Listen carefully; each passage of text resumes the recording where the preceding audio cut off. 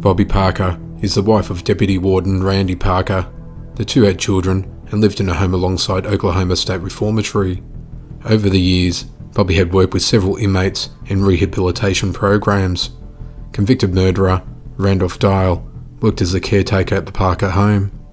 Bobby began working with Dial when money was donated to the prison to start an art program. The two often spent time alone together in the Parker's garage, which had been converted into a ceramic studio. During this time, Dial apparently developed feelings for her. After a few weeks, Randy felt that Dial was spending too much time at the Parker home. He also believed that Dial was trying to control the arts program. He told Dial to back off Bobby and the arts program. On the 30th of August 1994, the couple had breakfast with their daughters. Later, Randy left to go to work next door, and the children left to go to school. When Randy left, Dial was there already, working in the front yard. At noon, Randy came home for lunch and found the house empty. There was a note from Bobby saying that she had gone shopping and left him a sandwich in the refrigerator. He didn't believe that anything was wrong. Randy later returned to the prison at 4:45 p.m. His older daughter called him, saying that Bobby had not returned home. However, Randy said she had gone shopping and told his daughter not to worry. 30 minutes later, Randy returned home to find that Bobby was still not back. Soon he began to fear that something had happened to her. He contacted the area hospitals, but found no trace of her. Randy remembered that he had not seen Dial that afternoon. He asked an officer to check Dial's cell. The officer discovered that Dial was not there. Randy feared that Dial had escaped and abducted with his wife in the process. Later that evening, Bobby's mother, Clara, received a call from her. She told her mother to call Randy and the children and tell them that she loved them. She hung up before she could say anything else. Clara knew that something bad had happened to her. The next day, Bobby called her best friend and gave her the same message.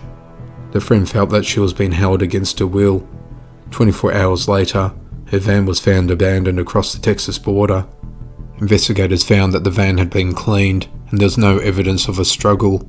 Basic cigarettes were found at the scene. This was the brand that Dial smoked. Randy learned from an inmate that for several months Dial had been actively trying to barter for Valium on the prison black market. This led Randy to believe that Dial had drugged Bobby when he kidnapped her. However, there's no concrete evidence of a kidnapping. Investigators considered the possibility that Bobby had left willingly with Dial.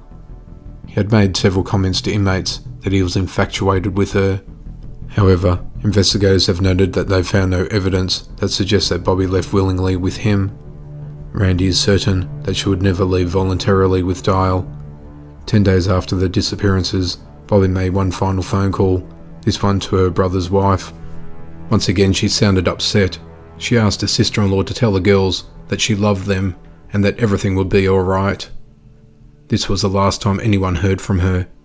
There have been several sightings of Dial and a woman who may be Bobby. One of the most credible sightings occurred in September 1994 at an art sale in Galveston, in Texas. The woman had blonde hair, so investigators believe that Bobby either dyed her hair or was wearing a wig. Witnesses said that she seemed nervous and scared.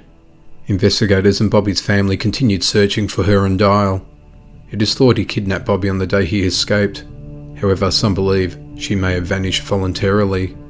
The case was featured on America's Most Wanted.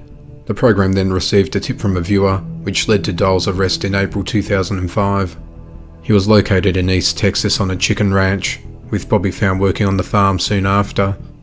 Dial was returned to prison, and Park was reunited with her family. However, she was later arrested and charged with helping Dial escape. The charges indicated that the two were romantically involved. Dial, however, denied this, claiming that he did kidnap her. He also claimed that the relationship was never romantic. He reportedly told her that he would harm her and her family if she tried to leave. Dial died in 2007 after a lengthy illness in Oklahoma at the age of 62. Parker's trial on escape charges began on the 5th of July 2011. Prosecutors claimed to have found photos, emails, handwritten letters, and condoms in Bobby and Dial's trailer, indicating that the two were a willing couple. They also claimed that Bobby previously had intimate contact with other prison inmates. Bobby denied this and insisted she had been drugged and kidnapped by Dial. However, she was later convicted of helping Dial escape from prison. After serving 6 months of a 1-year sentence, she was released. She had since moved back with her husband Randy Parker. She continues to maintain that she did not help Dial escape. On the 29th of August 2003, 22-year-old New Mexico University graduate student Katie Sepich spent a relaxing day with her roommate Tracy Waters at the Mesilla Valley Mall, looking for a turquoise ring that Katie hoped her boyfriend would buy for her. The two women were to be bridesmaids at a friend's wedding. 2 days later, Katie attended a party at a friend's house. She left the party to go home at 3 a.m. It was only a 2-block walk. However, on her way, she was almost struck down by a truck. The driver followed her home and approached her as she tried to get into a rented house after accidentally leaving her keys at the party. As she tried entering her house through the bedroom window, she was abducted. The next day, the hunters found her body in the desert. She had been raped, strangled to death, and then set on fire. In December of 2006, DNA evidence was found on Katie's body. It was linked to a suspect named Gabriel Avila. Avila was then arrested. At the trial, he confessed to Katie's murder and pled guilty on the 3rd of May 2007. Avila said he simply lost it as he grabbed Sepich, raped her outside a bedroom window, and then strangled her with his hands. He then placed Sepich's body in his trunk, deposited her body at the old dump, and used alcohol to burn her body. Avila was extremely remorseful for his actions. He asked to apologise face-to-face to Sepich's family. Katie's father, David Sepich, said, "We did not get another chance to see her in this life, and it's only right that the person who did this to her not get a chance to experience freedom again in his life." Katie's parents pushed the passage of state law requiring that DNA samples to be taken from adults arrested for certain felonies, including murder, sex crimes and robbery. Dubbed Katie's Law, it expanded the requirements for DNA samples. Avila was sentenced to 69 years in prison and won't be eligible for parole for at least 30 years. Deborah Whitlock was a 32-year-old married mother of a 3-year-old daughter and an assistant manager at Sears in Modesto, California. On the 24th of March 1988, Debbie's husband Harold left their house to go to a bachelor party. Early the following morning, he returned to find his wife brutally raped and murdered, with her lifeless body sprawled across the floor. Her throat had been viciously slashed, and she had been stabbed several times. The attack occurred while their daughter slept in the bedroom next to hers. Debbie's mother, Jackie McDonald, began a relentless search for her daughter's killer. Debbie's husband, Harold, and her ex-boyfriend were initially considered suspects, but they were later cleared of any involvement, as DNA evidence found at the crime scene did not match them. She began offering a $10,000 reward, renting billboards, and handing flyers to local businesses. The case was even profiled on America's Most Wanted in 1992 and aired as part of a 1994 segment on Unsolved Mysteries. Despite all of this, however, progress on her daughter's case seemed stalled. In December of 1996, a former drug dealer came forward and told police that he knew who had killed Whitlock. He explained that he had seen McDonald's billboards and wanted to do the right thing. He mentioned that on the night of the murder, 27-year-old Scott Avery Fizzle had met with the witness and told him that he killed a woman during a burglary. The witness didn't come forward sooner because he had previously been in trouble with the law. He declined the reward, and police used the information to start a month-long search for Fizzle, who was a drifting day labourer and had lived in Modesto at the time of the killing. On the 21st of January 1997, they tracked him down in the tiny town of Flippin in Arkansas. He worked in a boat factory, and after questioning him about the case, he maintained his innocence, although he was not believed. His DNA was collected and matched to evidence found at the crime scene. He was then arrested and charged with Debbie's murder. In 1999, he pleaded guilty to a murder and was sentenced to 31 years in prison. He will be eligible for parole in 2021. After hearing the news of his arrest, McDonald went to Debbie's grave at Evergreen Memorial Park. "We did it, kid," she whispered, touching the headstone. "You can rest in peace." 23-year-old Kevin Hughes was a chart director for Cashbox magazine in Nashville, Tennessee. He was in charge of compiling the Independent Country Chart. As chart director, he received playlist reports from different radio stations throughout the country. Based on these reports, he ranked records from 1 to 100 according to their popularity. A high position on these charts would be a great help for an aspiring musician or music group. According to his boss and co-workers, he was a hard worker and did his job well. Sometimes he would stay up until 10 p.m. working on the charts.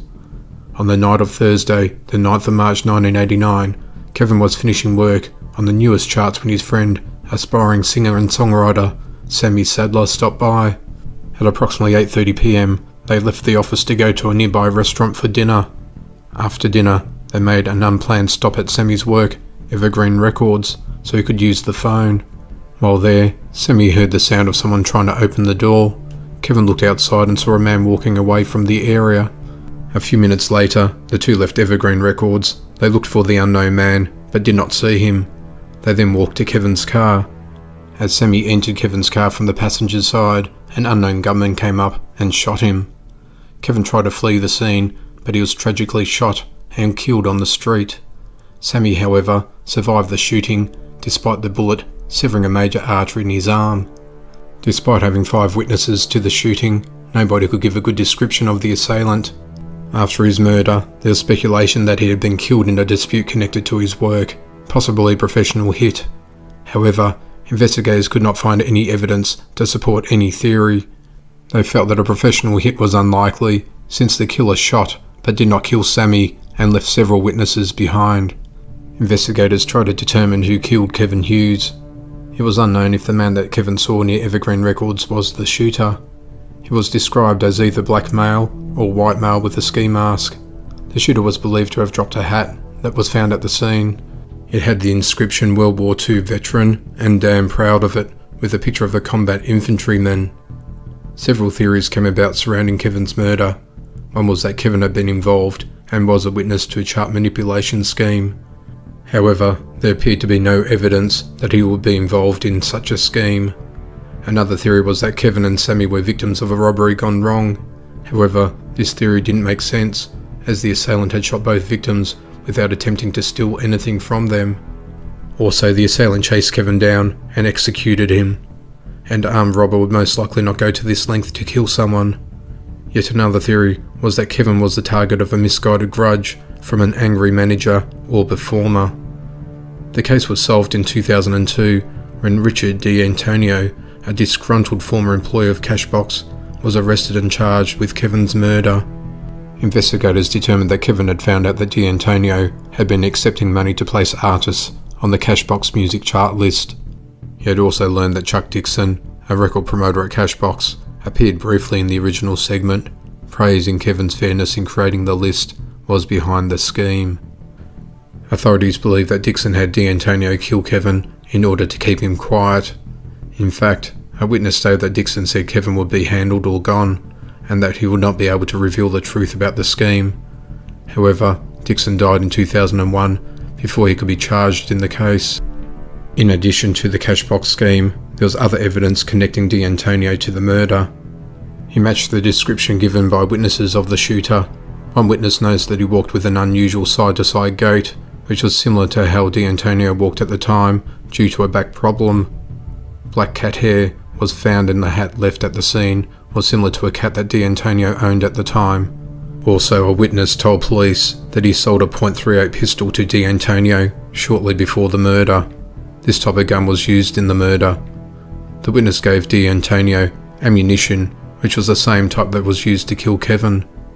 The witness also told police on the day of the murder, D'Antonio test-fired the weapon into the witness's backyard.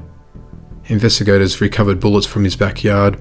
One was determined to have been fired from the same gun that killed Kevin. The witness, along with D'Antonio's wife, were told by D'Antonio to lie about his whereabouts in order to create him an alibi.